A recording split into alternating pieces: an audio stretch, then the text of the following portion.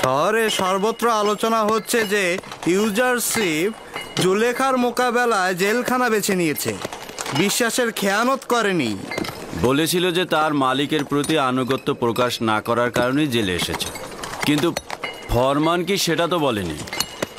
তাহলে তার জেলখানায় আসার কারণটা এটাই?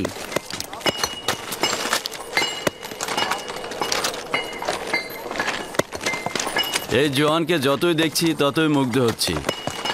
কেন জানি না, তাকে দিনের পর দিন পছন্দ করার মাত্রাটা বেড়েই চলেছে। শহর থেকে যেসব খবর শুনেছি, অসংখ্য সুন্দরীর কামনা বাসনার পাত্র সে, কিন্তু একজনের প্রতিও তার নজর নেই। খোদাগণ তোমার হেফাজত করো কি ইউজারশিপ। শুক্রিয়া জানাচ্ছি। যেসব খোদার নিজেদেরই হেফাজত দরকার, সে অন্যদের কি করে হেফাজত করবে?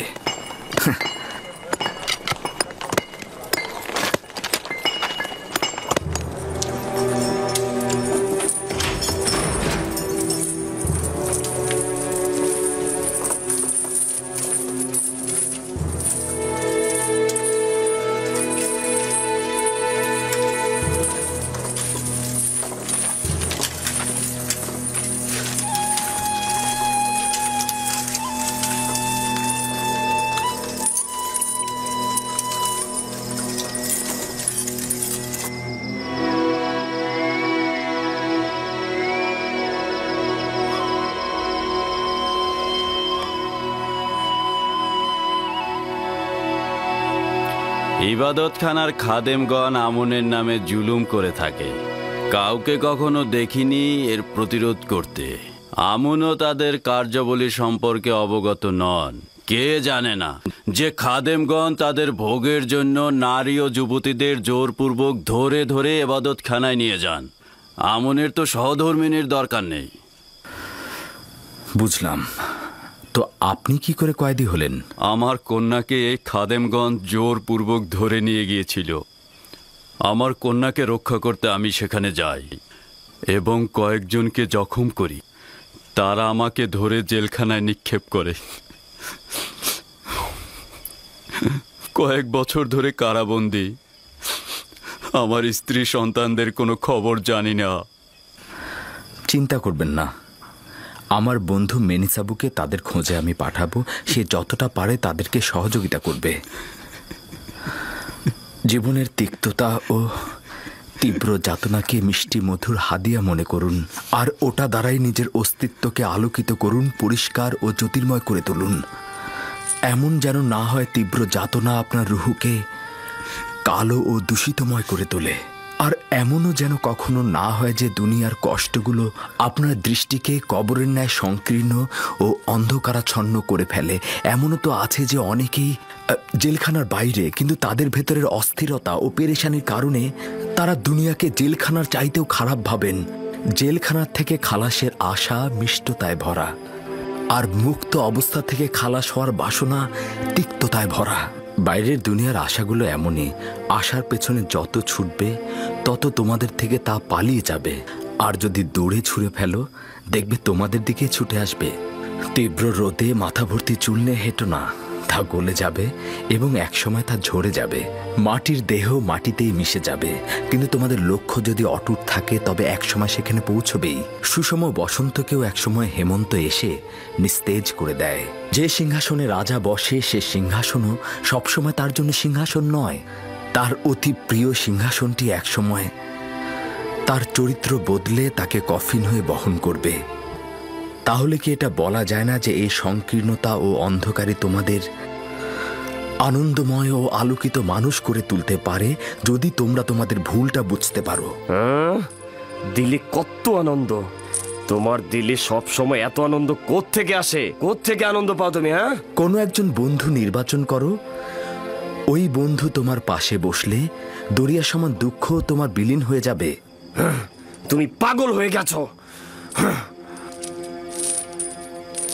এই জেলখানা আর কারাগারের মধ্যে শুধুমাত্র মৃত্যুটা বাকি।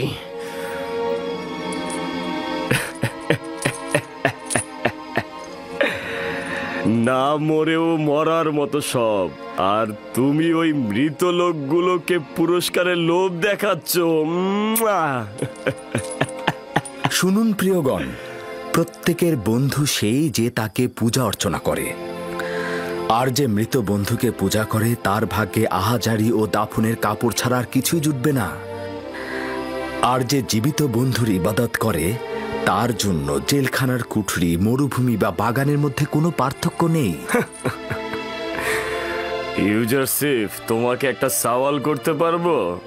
কোন বন্ধুর কাছ থেকে এত আনন্দ ফুর্তি পেলে? হ্যাঁ, সেই বন্ধু যে আমাকে কখনো ভোলে না, সবসময় আমার কিনারায় হাজির থাকে এবং আমার সকল হাল হাকিকাতে পরামর্শদাতা তিনি।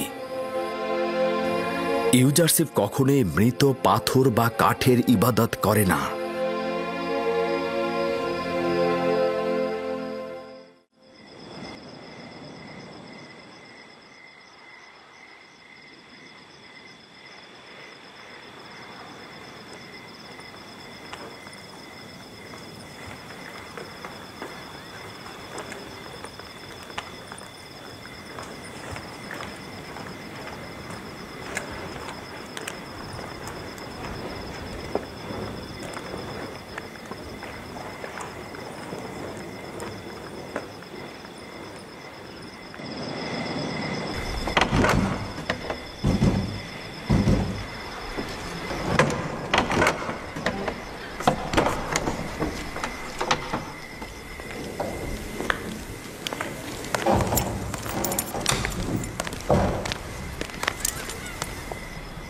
কি হলো? তার কোনো খোঁজ পেয়েছো তুমি? মনে হচ্ছে এক ফোঁটা জল ছিল মাটিতে মিশে গেল। সর্বত্র খুঁজেছি কিন্তু কোথাও তাকে খুঁজে পাইনি।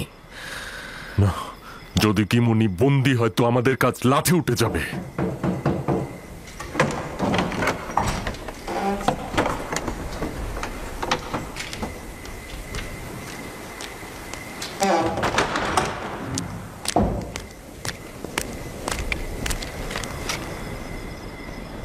আপুপিস আর ইরানুস কি কম ছিল যে এখন খাদেম কিমুনি যোগ হলো?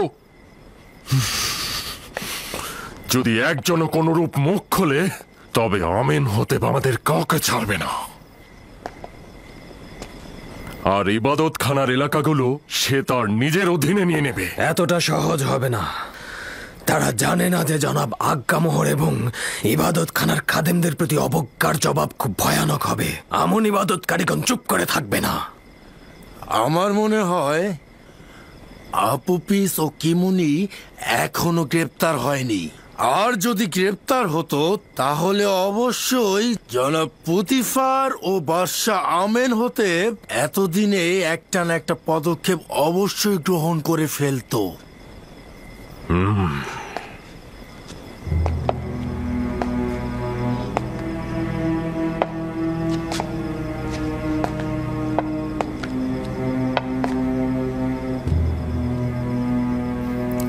আমরা অবশ্যই নিরাশ হব না। তোমাদের অনুসন্ধান অব্যাহত রাখো।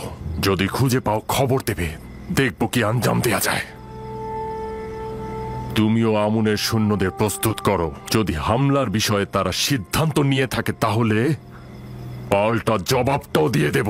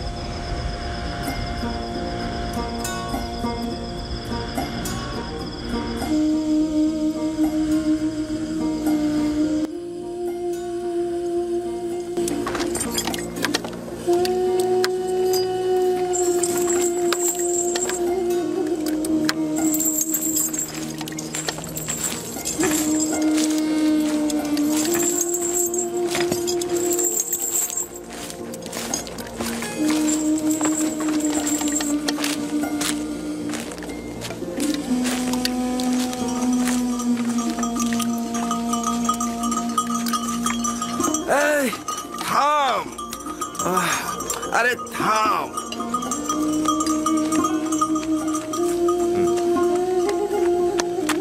আয়!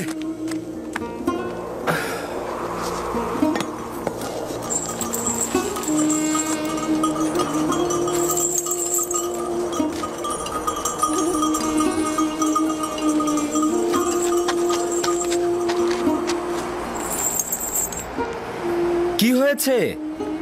উটটি পালিয়ে যাচ্ছে কেন? জানি না, কোনোভাবেই ওকে থামাতে পারছি না।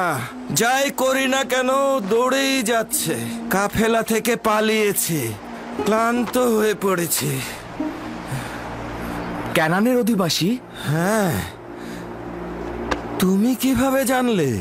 তোমার লেবাস ক্যানানীদের মতো। আমি তাদের সঙ্গে জিন্দেগি গড়েছি। হ্যাঁ, এই! তুমি এখানে কি করছো? জানো না এই এলাকা নিষিদ্ধ? আমার অপরাধ নয়, আমার উট এইদিকে পালিয়ে এসেছে, আমি তার পেছন পেছন এসেছি। যত তাড়াতাড়ি সম্ভব এখান থেকে চলে যাও। ও আমার জন্মস্থানের অধিবাসী। আমাকে একটু অনুমতি দাও, আমি তার সঙ্গে একটু কথা বলি। হ্যাঁ, ঠিক আছে, দ্রুত কথা সেরে ওকে বিদায় করো।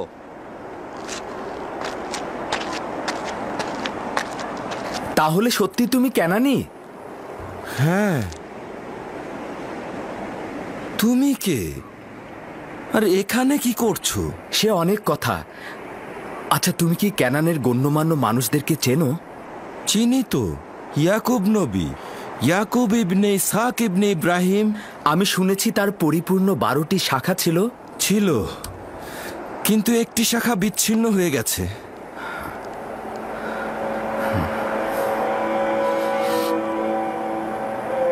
ইয়াকুব নবীর হাল হাকিকাতের কোনো খবর আছে?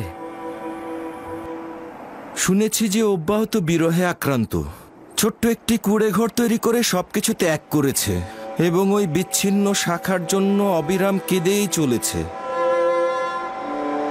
তুমি কেন কান্না করছো? যদি ক্যানানের এই অন্তর্জালের দগ্ধ বৃদ্ধের সাথে তোমার আবার দেখা হয়, বলবে পরিত্যক্ত এক জেলখানা সেই জওয়ানের পয়গম রয়েছে। বলবে একজন কয়েদি বলেছে, যখনই তোমার বিরহ বিচ্ছেদের সহ্য ক্ষমতা শেষ সীমানায় পৌঁছবে, তখন তার অনুনয়ের হাত যেন তার প্রিয় বন্ধুর দরবারে উত্তোলন করে। পিতার কাছ থেকে দূরে থাকা সে বিদেশ বিভূয় সন্তানের জন্য যেন তিনি দোয়া করেন। তুমি কে? নিজের নাম ঠিকানা তো বলো। আমি অক্ষম, বলার অনুমতি নেই।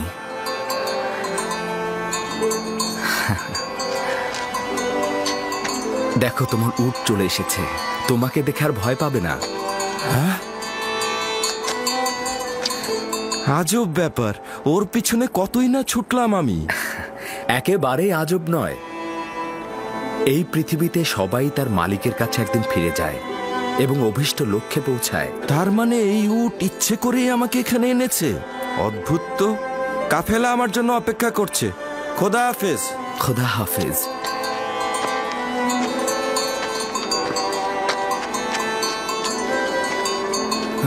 ক্যানানে সে মহান ব্যক্তিকে বলবে তার কেটে ফেলা শাখার বদলে মহান খোদাকে যেন নিজের দিলে রোপণ করে। তাকে সবুর ধরতে বলবে আর দোয়া করতে বলবে দ্রুত যেন তাকে ফিরে পায়। আচ্ছা, খোদা হাফেজ। খোদা হাফেজ।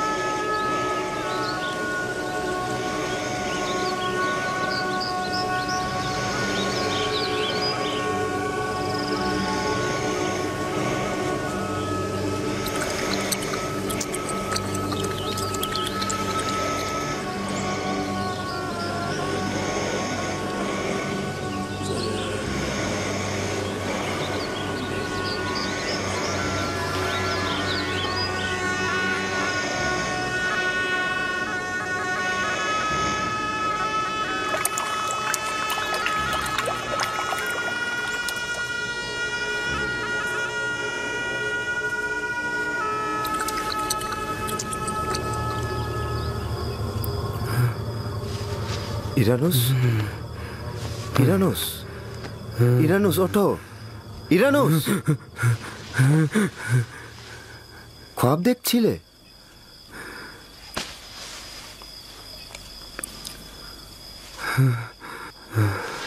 আজব খ্বাব ছিল।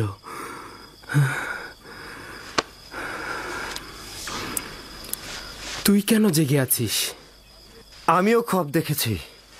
ঘুম থেকে উঠে বুঝতে পারলাম তুইও খ্বাব দেখছিস। যদি জেলখানার বাইরে থাকতাম, ইবাদতখানার খ্বাব ব্যাখ্যাদানকারীর কাছে যেতাম। হ্যাঁ। আচ্ছা, জেলখানার ভেতরে কেউ খ্বাবের ব্যাখ্যা করতে জানে না?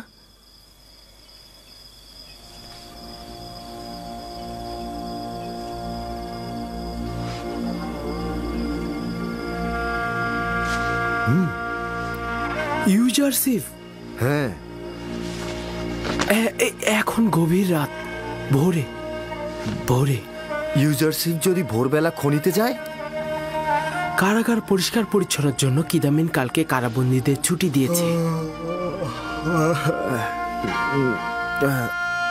তাহলে আমিও ঘুমাই।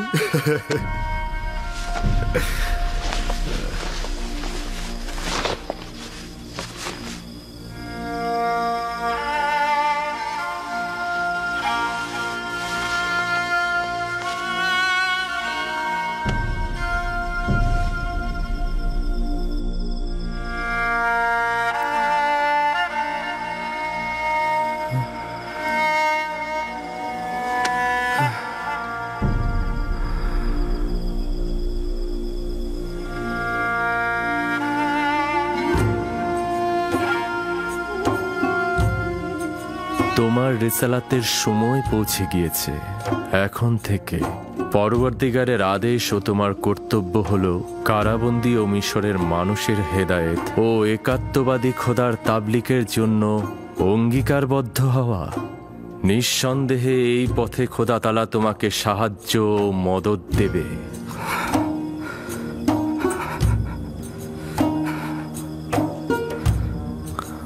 খোদা তাআলা তোমাকে নিজের জন্য নির্বাচন করেছে এবং খ্বাবের ব্যাখ্যা প্রদানের যোগ্যতা দিয়েছে, এবং তোমার কারণে অফুরন্ত নিয়ামক ইয়াকুবের পরিবারের উপর মঞ্জুর করা হয়েছে, যেরূপ ভাবে তোমার পিতাকে ইসহাক ও ইব্রাহিম নবীকে নিয়ামক প্রদান করা হয়েছে এবং ইমামতের জায়গা ও বেলায়েতের অনুগ্রহ দান করেছে। তোমার রেসালাতের সময় পৌঁছে গেছে। তোমার রেসালাতের সময় পৌঁছে গেছে। তোমার রেসালাতের সময় পৌঁছে গেছে।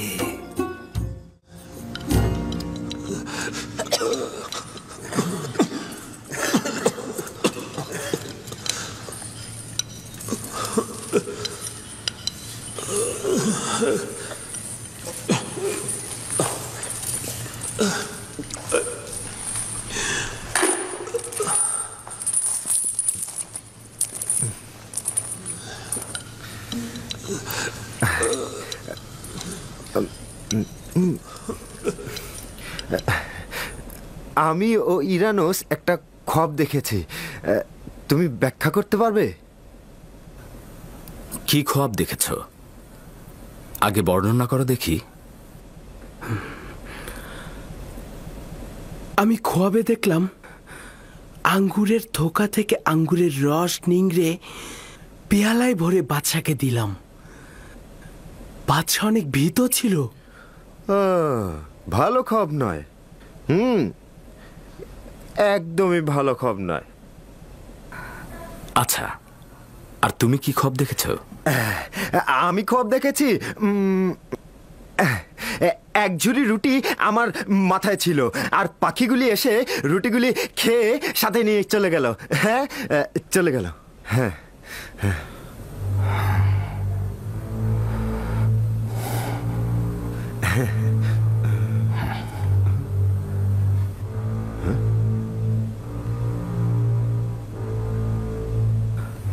আমার এই খ্বাবের ব্যাখ্যা যদি তোমাদের জন্য ক্ষতিকারক হয়, তবুও তোমরা কবুল করবে? কবুল করব। কবুল করবে?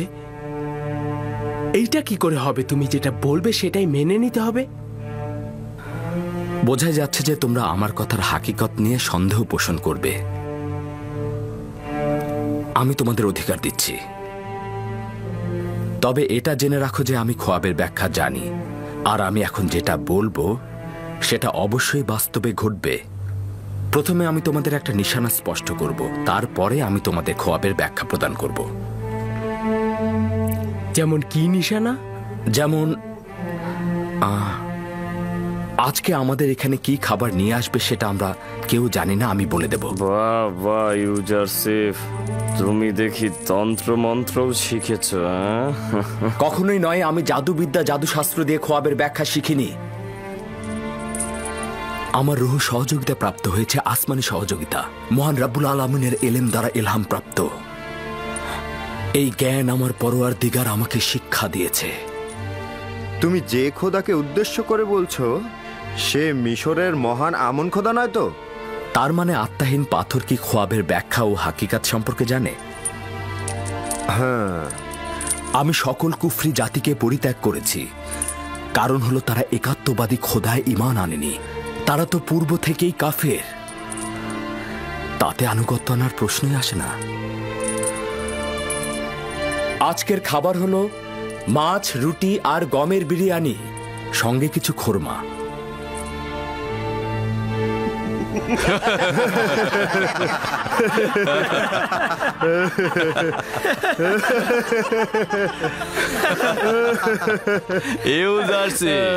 এটা কারাগার, মেহমান খানা নয়। কয়েদিখানা এই খাবার? আমি তো স্বপ্নেও এই খাবার দেখিনি। এই খাবার শুধুমাত্র বিলাসবহুল জলসায় শরাবের সাথে খেয়ে থাকে, জাবিরা জেলখানায় নয়।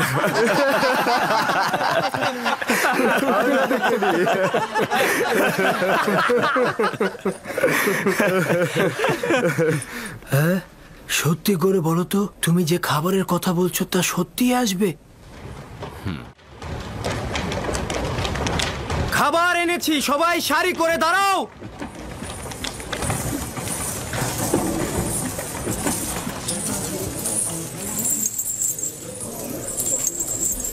আজকের খোরাক কি? যদি বলি তাহলে তো বিশ্বাস করবে না। মাছ আর রুটি, গমের বিরিয়ানি আর খোরমা। তুমি কি করে জানলে? এই খাবার তো এখনই নিয়ে আসা হলো।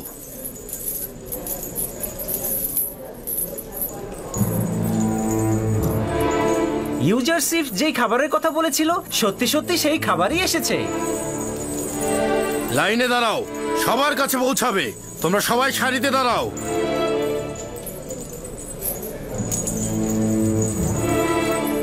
কারাগারের জন্য এই খাবার? এই খাবার বানু জুলেখার নির্দেশে এখানে আনা হয়েছে।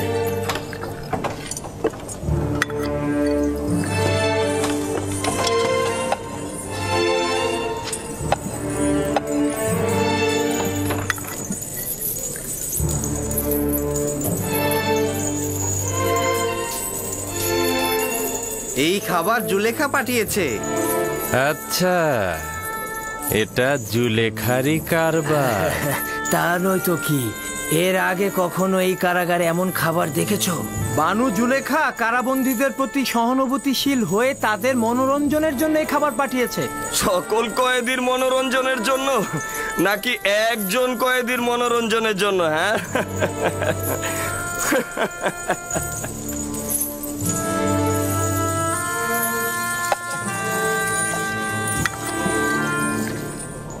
এখন তো আর ইউজারশিপের খোয়াবের ব্যাখ্যা অস্বীকার করতে পারবো না। নিঃসন্দেহে তুমি যা বলবে সেটাই ঘটবে।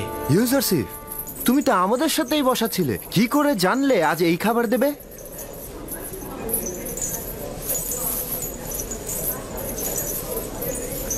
আমি যা কিছু জানি পরওয়ারদিগারের পক্ষ থেকে আমাকে তালিম দেওয়া হয়েছে। নিজে থেকে আমি কিছু বলি না।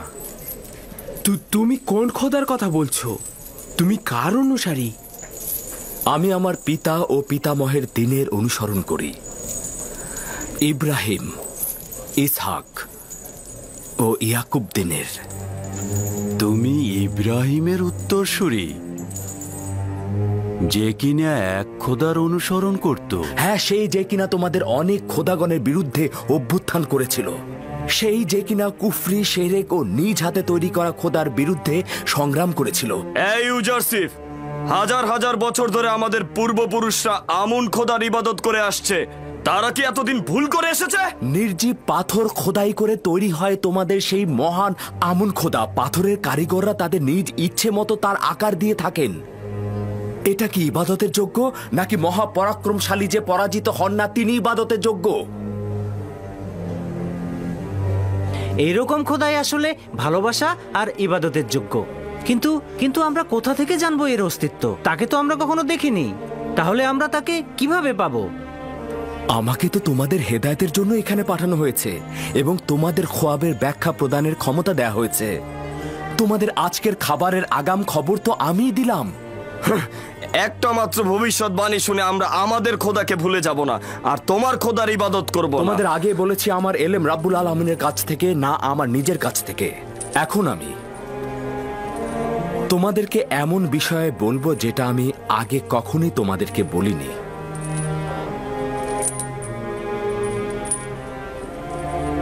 আমার পিতা ইয়াকুব নবী, আমি ইব্রাহিম, ইসাক ও ইয়াকুবের উত্তরসূরি। এনাদের পর আমি একাত্মবাদী খোদার একজন প্রতিনিধি।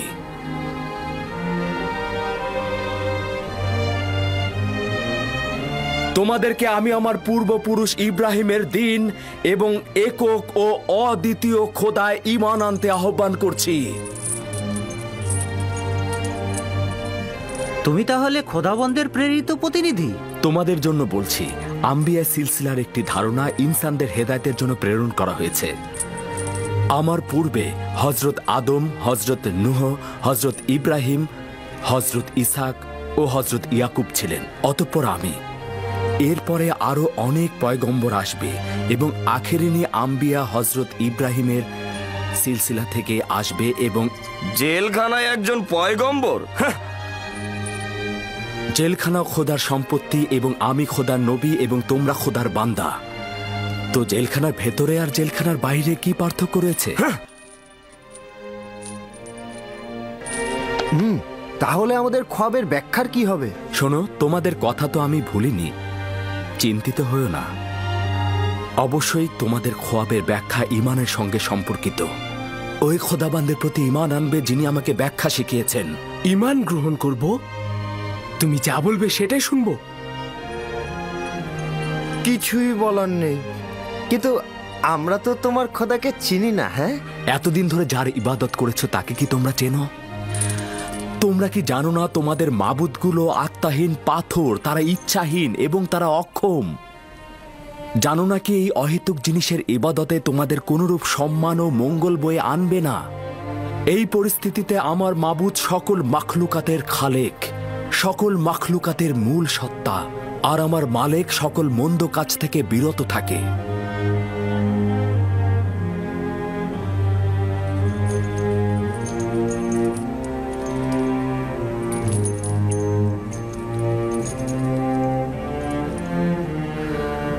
আচ্ছা আপুপিস ও ইরানুস, তোমরা তো জবাব দিলে না।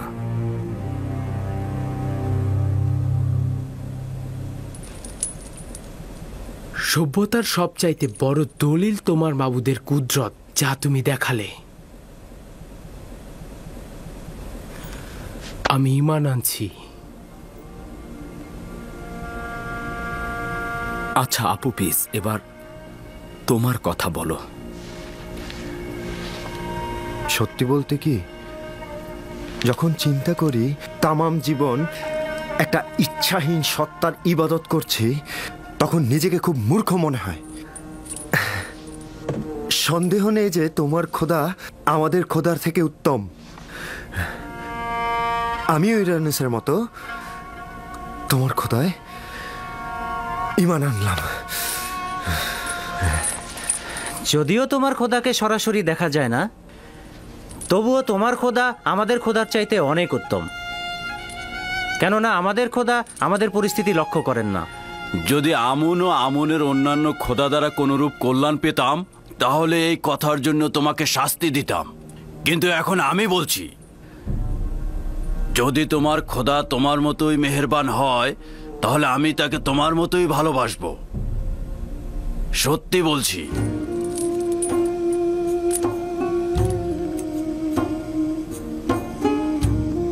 আমি খোদার প্রেরিত পয়গম্বরের উপর ঈমান আনলাম, যাকে আমাদের হেদায়েতের জন্য প্রেরণ করা হয়েছে। আমিও তোমার খোদার প্রতি ঈমান আনছি আর আমার পাথরের খোদাকে বর্জন করছি। হ্যাঁ, আমি এখন থেকে যেই খোদার ইবাদত করব তিনি আমার খালেক, তিনি আমার মাখলুক নয়। আমিও একাত্মবাদীর ইবাদত করব। আমিও আজকে থেকে আর আমার পাথরের খোদাকে একদম বিশ্বাস করছি না।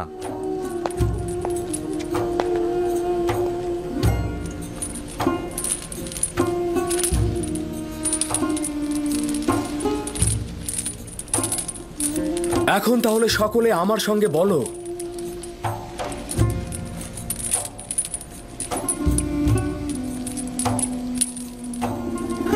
ইব্রাহিম, ইসহাক ও ইয়াকুবের খোদার নামে।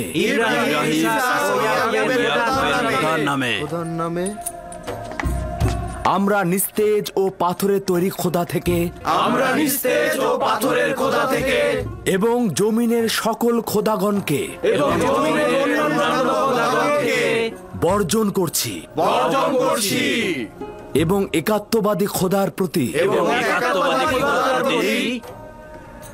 ঈমান আনছি।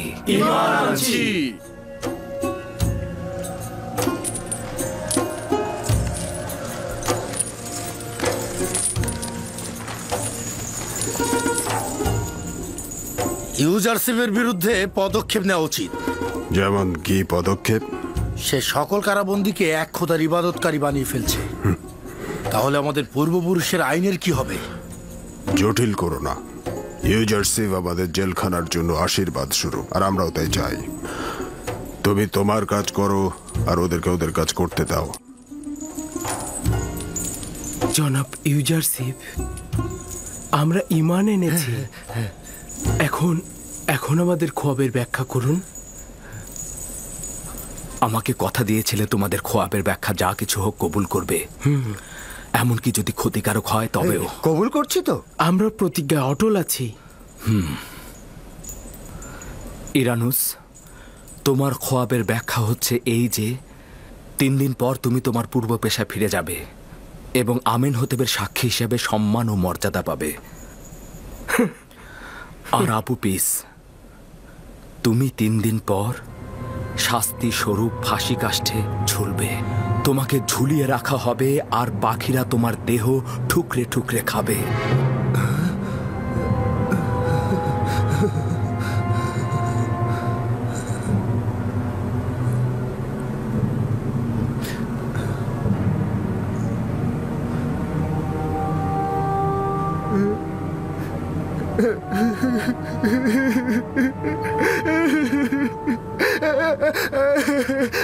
আমি তো খোয়াব দেখিনি, আমি তো খোয়াব দেখিনি। যখন দেখলাম ইরানুস খোয়াব দেখছে, তখন আমি তাকে মিথ্যা বললাম। আমি তো কোনো খোয়াবই দেখিনি।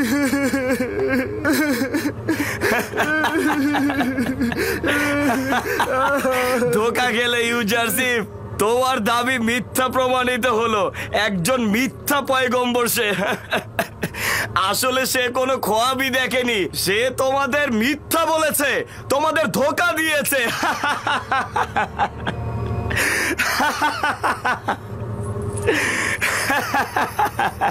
আফসোস যদি তোমার কথা সত্য হতো, কিন্তু আমি যা কিছু বলেছি তাকদীরের কলবে লেখা হয়ে গেছে, আর নিঃসন্দেহে এটাই সংঘটিত হবে।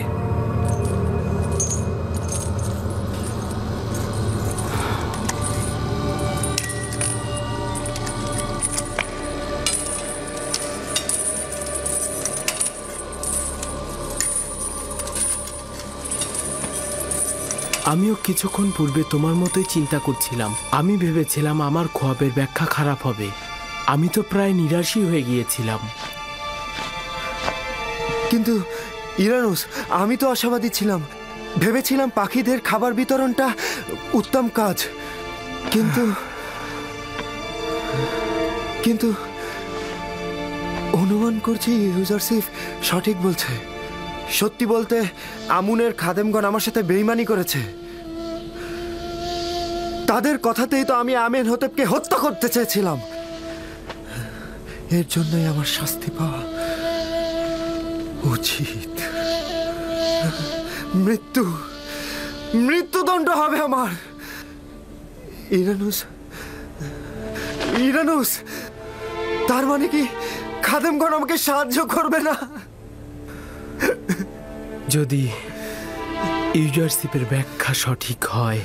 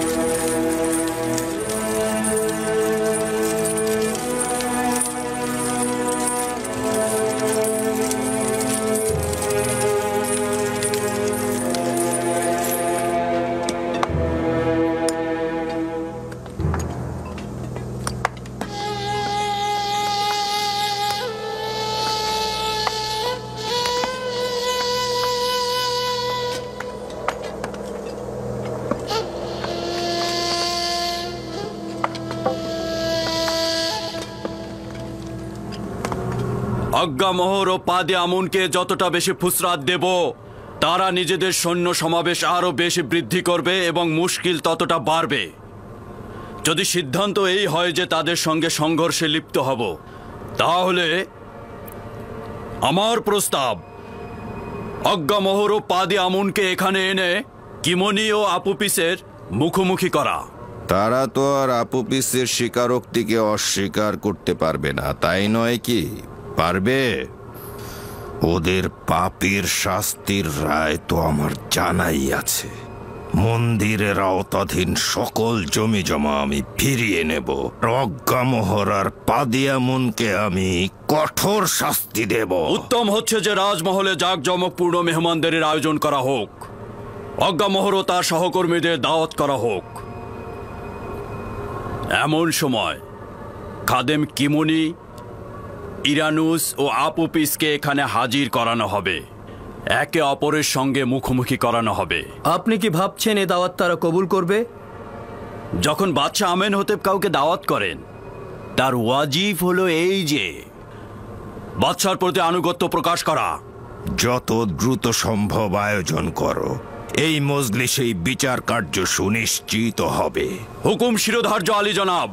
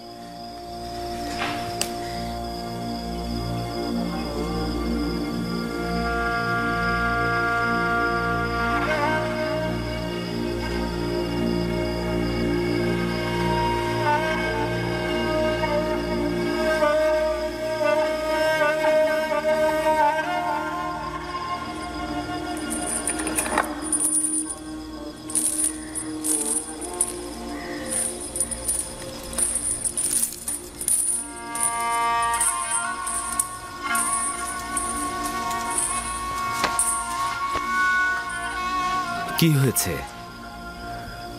মৃত্যু একটি সাধারণ আদেশ, সবার জন্য একটি সাধারণ ঘটনা।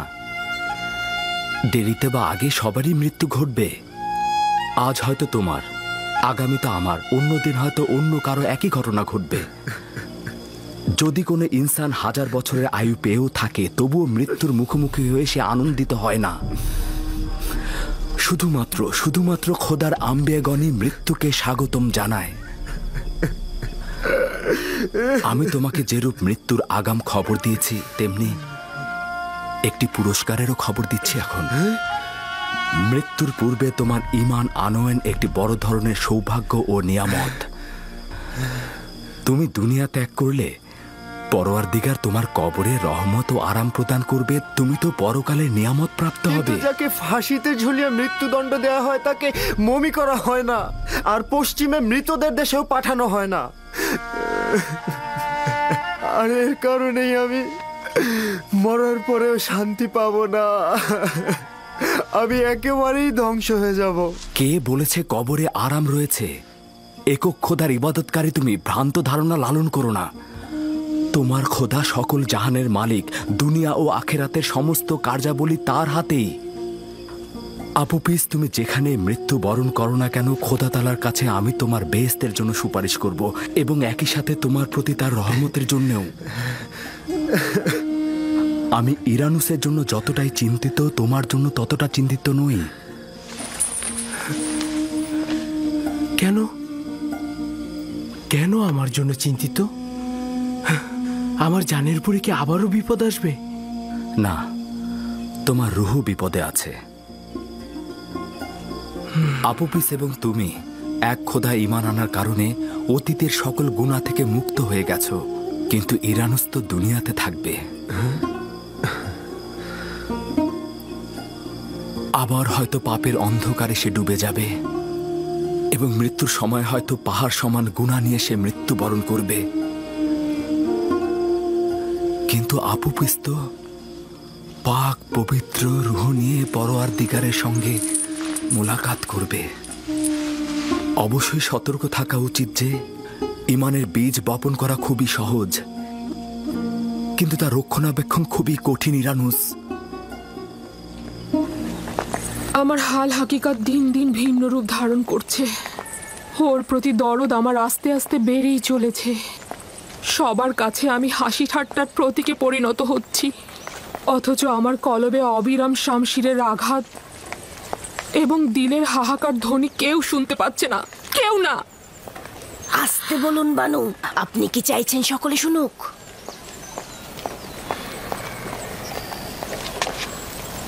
আমি আঘাতে বিশ্বাসী। ইউজারসিফের আনুগত্য ও বশ্যতা শিকারের একমাত্র পথ আঘাত ও দৌড়া মারা। আপনার একটু ধৈর্য ধরা উচিত বানু। আমি ইউজারসিফকে ছোট থেকে বড় করেছি।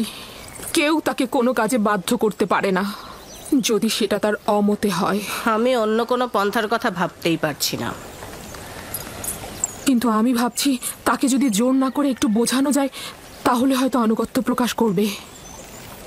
যদিও এই কাজ করে কোনো ফায়দা নেই, তবু আপনাকে খুশি করতে যে কোনো কাজ করতে আমি প্রস্তুত আছি বানু।